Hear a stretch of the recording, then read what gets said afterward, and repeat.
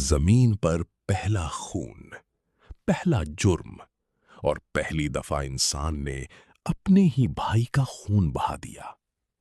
یہ کہانی ہے حسد کی، یہ کہانی ہے نفس کی ہار کی، اور یہ کہانی ہے انسانی تاریخ کے سب سے پہلے قتل کی۔ حضرت آدم علیہ السلام، پہلے انسان، پہلے نبی، ان کی اولاد سے انسانی نسل کا آغاز ہوا۔ ان کی دو بیٹوں کا نام تھا حابیل اور قابیل، ایک نیک، ایک نفس کا غلام۔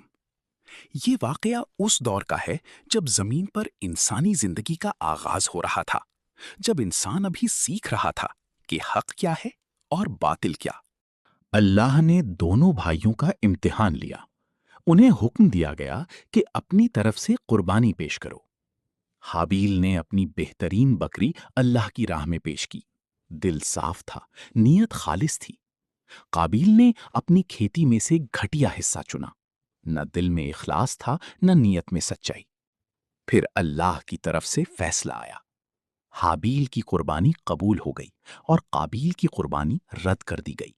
یہ فیصلہ قابیل برداشت نہ کر سکا۔ اس کے دل میں آگ بھڑک اٹھی، حسد کی آگ، غصے کی آگ۔ اس نے کہا، میں تمہیں ضرور قتل کروں گا۔ حابیل نے صبر سے جواب دیا، اللہ صرف ان کی قربانی قبول کرتا ہے جو متقی ہوتے ہیں۔ اگر تم مجھے مارنے کے لیے ہاتھ اٹھاؤ تب بھی میں تم پر ہاتھ نہیں اٹھاؤں گا۔ میں اللہ سے ڈرتا ہوں۔ قابیل کے اندر کی برائی نے اسے گھیر لیا۔ نفس نے اس کی سوچ کو اندھا کر دیا اور شیطان نے اس کے دل کو سخت کر دیا۔ ایک دن اس نے موقع دیکھا اور اپنے ہی بھائی حابیل کو ظلم کے ساتھ قتل کر دیا۔ یہ زمین پر پہلا خون تھا، انسانی تاریخ کا پہلا قتل۔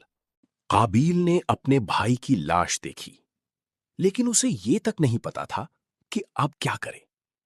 لاش زمین پر پڑی تھی اور قابیل حیران، پریشان۔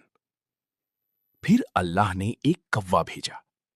دو کوے لڑتے ہیں، ایک دوسرے کو مار دیتا ہے۔ پھر زندہ کوا مٹی کھود کر لاش کو دفن کرتا ہے۔ قابیل نے یہ منظر دیکھا اور کہا، ہائے افسوس، میں اس کوے جیسا بھی نہ ہو سکا۔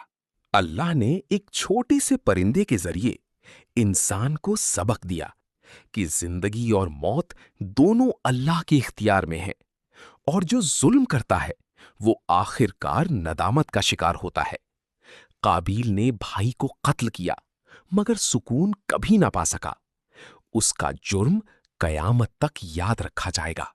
یہ کہانی صرف دو بھائیوں کی نہیں، یہ کہانی ہر انسان کے اندر چلنے والی جنگ کی ہے۔ حسد انسان کو تباہ کر دیتا ہے، نفس انسان کو اندھا کر دیتا ہے، اور تقوی انسان کو بچاتا ہے۔ حابیل نے صبر اور تقوی کا راستہ چنا، اور قابیل نے نفس اور حسد کا۔ آج بھی فیصلہ ہمارے ہاتھ میں ہے، ہم حابیل بننا چاہتے ہیں یا قابیل؟